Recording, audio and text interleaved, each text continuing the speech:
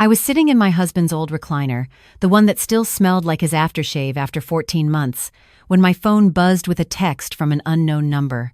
It was a Thursday afternoon in late October, and the maple tree outside our living room window had turned that brilliant shade of orange that Robert always loved. He used to say autumn in Minnesota reminded him why he'd never leave, even when the winters tried to kill us. The text was simple. 3 sentences that made my heart stop. Mrs. Hartman, this is Diana Reeves from your husband's law firm. I need to speak with you urgently about a matter Robert left instructions for. Please do not mention this message to anyone in your family. I stared at those words until my vision blurred. Robert had been gone for over a year now. Pancreatic cancer, the kind that announces itself too late and takes everything too fast. We'd had 6 weeks from diagnosis to funeral. 6 weeks to say 43 years worth of goodbyes. I thought all the legal matters were settled. The will had been read, the accounts transferred, the house put in my name. What could possibly require urgent attention now? My thumbs hovered over the keyboard. Before I could respond, another message came through. I know this seems strange. Robert anticipated it would. He left very specific instructions about when to contact you, and those conditions have now been met. Can you come to my office tomorrow at 10 a.m.? Come alone. Tell your family you have a doctor's appointment. My daughter Stephanie's voice echoed from the kitchen, where she was preparing dinner. She and her husband Marcus had moved in 3 months ago, right after Marcus lost his job at the pharmaceutical company. Downsizing, they'd called it. Stephanie had cried when she asked if they could stay with me temporarily, just until Marcus found something new. Of course I'd said yes. What mother wouldn't? But lately, something had been gnawing at me, little things I couldn't quite explain, the way Stephanie insisted on handling all my mail now, how Marcus had convinced me to add him to my bank account for emergencies. The gentle suggestions about assisted living communities that had started creeping into our conversations, I typed back a single word. Yes. That night, I barely slept. I kept thinking about Robert's face in those final days, how he'd grip my hand with surprising strength and look at me with something that seemed like worry. I'd assumed he was afraid of leaving me alone. Now I wondered if he'd been afraid of something else entirely. The law office was in downtown Minneapolis, in one of those old brick buildings that had been converted from a warehouse. I'd never been there before. Robert had always handled our legal affairs, meeting with attorneys while I was at work. I'd been a high school English teacher for 38 years, and Robert used to joke that I was too busy grading papers to worry about paperwork. Diana Reeves was younger than I expected, maybe early 40s, with sharp eyes behind wire-rimmed glasses. Her office was cluttered with files and legal books, but she cleared a space for me to sit and closed the door firmly behind us. Mrs. Hartman, thank you for coming. I know this must seem very cloak and dagger. You could say that. I tried to keep my voice steady. What's this about? I thought everything with Robert's estate was finished. Diana sat down across from me and folded her hands on her desk. There was a secondary set of instructions. Robert called it his insurance policy. He hoped you'd never need to see it, but he wanted to be prepared. She paused. Mrs. Hartman, are you aware that your daughter filed a petition for conservatorship over you last week? The room tilted. I gripped the armrests of my chair. What? Conservatorship. She's claiming that you're suffering from dementia and are no longer capable of managing your own affairs. If approved, it would give her complete control over your finances, your property, and your medical decisions. That's insane. My voice came out as a whisper. I'm 67 years old. I'm perfectly healthy. I just had a checkup 2 months ago. I know. Diana's expression was gentle but serious. Robert knew this might happen. That's why he left this. She pulled a thick manila envelope from her desk drawer. My name was written on the front in Robert's familiar handwriting, the same handwriting that had signed our marriage certificate, our mortgage papers, 43 years of birthday cards. He gave me very specific instructions, Diana continued. This envelope was only to be opened if someone attempted to gain legal control over you within 2 years of his death. He updated these instructions 3 times in the months before he passed. My hands were shaking as I took the envelope. He knew? He knew Stephanie would do this? He suspected. He asked me not to say anything unless it actually happened. He said he wanted to believe he was wrong about his own daughter. I tore open the envelope. Inside was a letter, several pages long, along with a USB drive and a stack of documents. I started reading, and with every word, my world crumbled a little more. My dearest Eleanor, if you're reading this, then my worst fears have come true, and I'm so sorry I'm not there to protect you in person. But I've done everything I can to protect you from here, wherever here is now. 6 months before I got sick, I discovered something that broke my heart. I was looking for the insurance documents in Stephanie's old room, the one she uses as a guest room when she visits, and I found a folder she'd left behind. Bank statements, credit card bills, a second mortgage on their house that I never knew about. They were drowning in debt, Eleanor, over $200,000. I confronted Marcus about it when Stephanie wasn't home. He broke down and told me everything. He'd been making bad investments, trying to get rich quick with cryptocurrency and day trading. He'd lost their savings, maxed out their credit cards, and taken out loans against their house. Stephanie knew about some of it, but not all. They were facing bankruptcy. I offered to help. I told Marcus I would pay off their debts if he promised to stop gambling with their future. He agreed. He looked me in the eye and shook my hand and promised. But then I overheard a phone call. It was 3 weeks later. I'd come by to drop off some of your famous apple pie, and Marcus was in the backyard, talking on his cell phone. He didn't see me. I heard him say, "Once the old man is gone, we'll have access to everything. Eleanor won't know what hit her. We just have to be patient and play the long game." I left without letting them know I'd been there, and I started making plans. Eleanor, I changed everything. Our assets, our savings, the house, it's all in an irrevocable trust now. You'll receive monthly payments that will let you live comfortably for the rest of your life, but the principal cannot be touched by anyone, not even you. When you pass, everything goes to charity, except for the education funds I've set up for the grandchildren. They'll have their college paid for, but Stephanie and Marcus will never see a cent of inheritance. I also hired a private investigator. His name is Thomas Chen, and his contact information is in this envelope. He's been monitoring Stephanie and Marcus for the past 2 years. If they've made a move against you, he'll have evidence. There's also something else. Before I got sick, I installed a security system in the house. Not just alarms, but cameras, hidden ones. I told you it was for protection against burglars, but the truth is, I was worried about what might happen when I was gone. I set up a cloud storage account that saves all the footage. Thomas has the login information. If Stephanie and Marcus have been living with you, there may be recordings that show what they've really been up to. I'm so sorry, my love. I'm sorry I kept this from you. I'm sorry our daughter turned out to be someone capable of this. I wanted to believe I was wrong. I wanted to give her a chance to prove me wrong. Please know that none of this is your fault. You were a wonderful mother.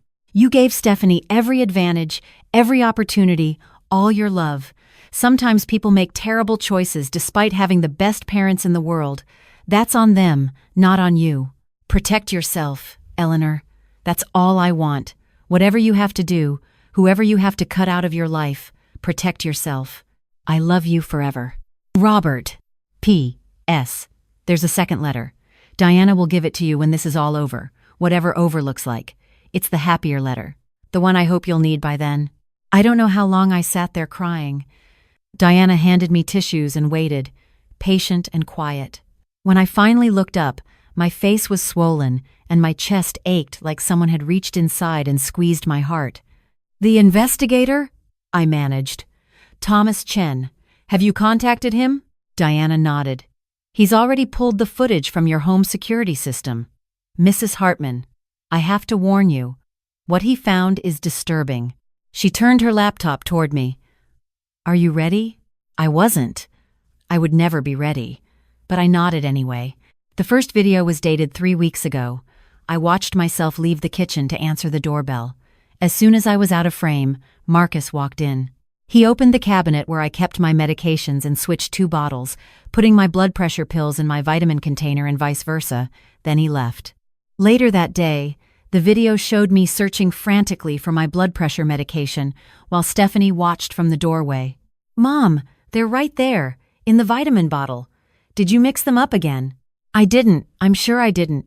I always keep them in the same place." "Mom." Stephanie's voice was patient, condescending, the way you'd talk to a confused child. This is the third time this week. I think we need to talk about whether you can really manage living alone. Another video. Marcus moving my car keys from the hook by the door to the freezer, of all places. Then Stephanie finding them hours later, clucking her tongue sadly. You put your keys in the freezer, Mom. Don't you remember? You must have been holding them when you got ice cream. I didn't. I wouldn't. That doesn't make any sense. I know it doesn't make sense to you. That's what worries me. Video after video. Marcus unplugging my phone charger so my phone would die, then suggesting I'd forgotten to charge it. Stephanie hiding my reading glasses and then discovering them in the refrigerator, sighing heavily about my deteriorating mind. Marcus changing the password on my laptop without telling me, then acting concerned when I couldn't log in. Every time I'd felt confused over the past 3 months, every moment I'd doubted my own memory, every time I'd wondered if maybe I really was losing my grip, it had all been orchestrated. My daughter and her husband had been deliberately making me think I was going crazy. There's more, Diana said quietly. Thomas also found this. She showed me a document. It was the conservatorship petition Stephanie had filed. In it, she'd listed incident after incident of my supposed cognitive decline. The medication mix-ups, the lost keys, the forgotten appointments, ones I now realize she had probably never told me about in the first place. She'd even gotten a statement from Marcus claiming he'd witnessed me get lost driving home from the grocery store, an incident that had never happened. At the bottom of the petition, there was a proposed plan. Once Stephanie gained conservatorship, she intended to sell my house, liquidate my assets, and place me in a memory care facility. She was going to take everything Robert and I had built over 43 years and lock me away in a nursing home so she could steal it. I want to see her, I said. My voice sounded strange, cold and flat. I want to look her in the face. Diana reached for her phone. I've already contacted the police. They want to be present when you confront her. What she's done, the gaslighting, the false petition, it constitutes elder abuse and fraud. Those are felonies in Minnesota. 2 hours later, I pulled into my own driveway with a police car behind me. Detective Sarah Williams had explained what would happen. She and her partner would wait outside while I went in, and when I was ready, I would signal them to enter. I didn't feel ready.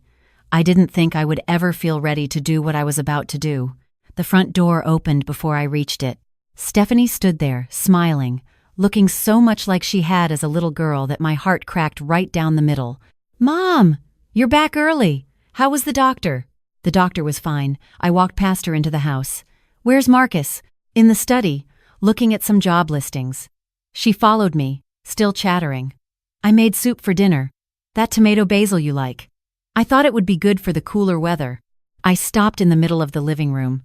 Robert's recliner was right there, and for a moment, I could almost see him sitting in it, watching me with those worried eyes, giving me strength. Stephanie, I said, did you file papers with the court last week? The silence was deafening. I watched my daughter's face cycle through surprise, confusion, and then something else. Calculation. The quick mental math of someone trying to figure out how much I knew. What are you talking about, Mom? Conservatorship. You filed to have me declared incompetent. Who told you that? Her voice had an edge now. Mom, I think someone's been filling your head with nonsense. You know you've been having memory problems. I've been trying to help you, and now someone's twisted that into something it's not. I've seen the petition, Stephanie. I've seen exactly what you wrote about me. Marcus appeared in the doorway of the study, his face wary. Eleanor, whatever this is about, let's all just calm down and talk about it reasonably. Reasonably? I turned to face him. You want to talk reasonably about how you've been switching my medications? How you've been hiding my things and moving my keys and making me think I'm losing my mind? His face went white. What? I don't know what you're talking about. Your father's cameras, I said to Stephanie. Remember how he installed that security system? You thought it was just for burglars. It wasn't. He recorded everything. I've seen everything. Every single thing you and Marcus have done to me for the past 3 months. Stephanie's mask crumbled. For just a moment, I saw something raw underneath. Fear. Desperation. The face of a woman who had been backed into a corner and had made terrible choices trying to get out. Mom. Her voice cracked. Please, you don't understand. We're in so much trouble. The people Marcus owes money to, they threatened the kids, Mom. They said if we didn't pay them back, they would hurt Emma and Jack. We didn't know what else to do. So you decided to destroy me instead." My voice was steady now, steady as stone. "You decided to steal my home, have me declared crazy, lock me up in a facility. That was your solution. It wasn't supposed to be like that." She was crying now, tears streaming down her face. "We were going to take care of you. We were going to make sure you were comfortable. We just needed my money." "You needed my money." I looked at my daughter, this woman I had raised, this child I had loved with everything in me, and I felt something inside me shift and break and rearrange itself into a new shape. "Did you even wait until your father was cold before you started planning this?" "Mom, please. I need you to know something, Stephanie." "Robert knew. He knew what you were going to do. He knew before he died, and he made sure you would never be able to touch a penny." I watched her face as the words sank in. "Everything is in a trust, an irrevocable trust. Even if you'd gotten conservatorship over me, you wouldn't have been able to access any of it. Your father made sure of that." Marcus sat down heavily on the couch, his face in his hands. It was all for nothing. Jesus Christ, it was all for nothing. I walked to the front door and opened it. Detective Williams and her partner were already coming up the walk. "Stephanie Monroe, Marcus Monroe, you're under arrest for elder abuse, fraud, and filing false legal documents." I watched them put handcuffs on my daughter. I watched her look back at me, mascara running down her cheeks, mouthing the words, "I'm sorry, I'm sorry, I'm sorry." I watched the police car pull away with both of them in the back seat. And then I walked back into my house, sat down in Robert's recliner, and let myself fall apart. The next 6 months were the hardest of my life, harder even than losing Robert, because at least when Robert died, I could grieve purely. There was no anger mixed in with the sorrow, no betrayal poisoning the well of my memories. The district attorney charged Stephanie and Marcus with multiple felonies. Their attorney negotiated a plea deal. Marcus would plead guilty to elder abuse and serve 2 years in prison, followed by probation. Stephanie would plead to lesser charges, serve 6 months, and have 5 years of probation with mandatory therapy. The DA asked if I wanted to make a victim impact statement. I wrote one, but when the time came, I couldn't read it aloud. I just handed it to the judge and sat back down. "I taught high school English for 38 years, the statement said. "I spent my career teaching young people about literature, about character, about the choices that define us. I always told my students that the villains in great stories rarely see themselves as villains. They believe they're justified. They believe their circumstances excuse their actions. My daughter believed her circumstances excused what she did to me. Maybe she still believes it, but the truth is, we are not our circumstances. We are our choices. And she chose to betray me. I don't want revenge. I'm too old and too tired for revenge, but I do want justice, because without consequences, my daughter will never learn that her choices matter. Without consequences, she'll do this to someone else someday. I still love her. I will always love her. But love without boundaries is just another word for enabling. My husband taught me that in the letter he left behind. Robert, if you're watching from somewhere, I hope I've made you proud. Stephanie was released after 4 months for good behavior. She moved to Arizona with the kids, to be near Marcus's mother, while Marcus served his time. I didn't try to contact her. I wasn't ready. But I sent birthday presents to Emma and Jack, my grandchildren who I might never see again.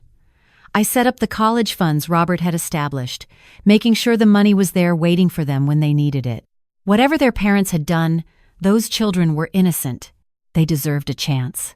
1 year after Stephanie's arrest, Diana called me back to her office. "Robert left instructions for a second letter," she said. "He wanted you to have it when the legal matters were resolved and you'd had time to heal." She handed me another envelope. My name again, in his handwriting. I took it home and opened it sitting in his recliner, a cup of tea growing cold beside me. "My darling Eleanor, if you're reading this, then the storm has passed. Maybe not completely. Maybe there's still lightning on the horizon. But the worst is over. I'm so proud of you for surviving it. I want to tell you something I never said enough when I was alive. You were the best thing that ever happened to me. Meeting you in that coffee shop in 1980, spilling my drink all over your notebook, watching you laugh instead of getting angry, that was the moment I knew my whole life was about to change. And it did.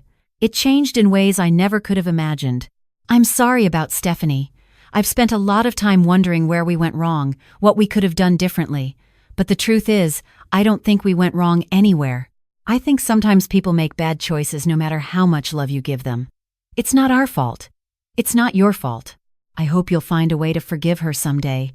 Not for her sake, but for yours. Anger is heavy, Eleanor.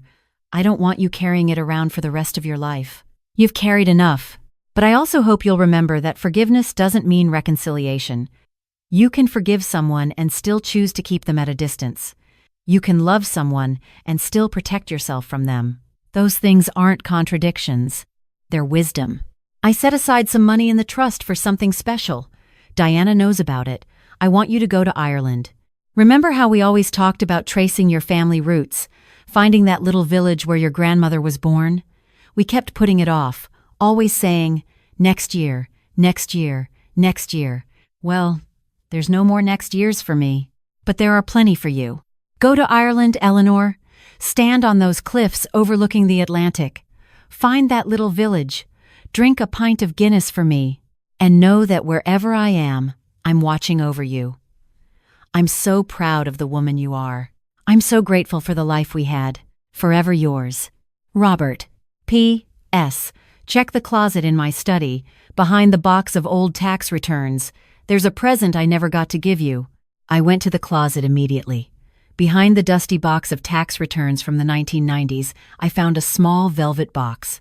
Inside was a ring, an emerald surrounded by tiny diamonds, set in delicate gold.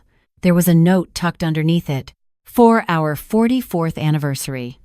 I was going to surprise you. Happy anniversary, my love. Even if I'm not there to see you wear it. I slipped the ring onto my finger. It fit perfectly.